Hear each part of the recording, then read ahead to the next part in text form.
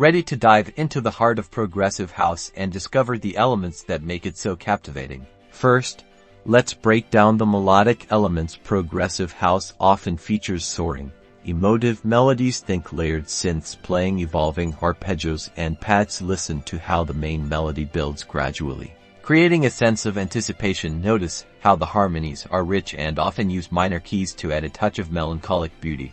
Next, let's check out the driving rhythms. The backbone of any progressive house track is a powerful, four-and-muffler kick drum. The rhythm is steady and consistent, providing a solid foundation for the other elements. Pay attention to the syncopated hi-hats and claps that add groove and energy to the track. The bass line is crucial, often a pulsating, rhythmic element that complements the kick drum.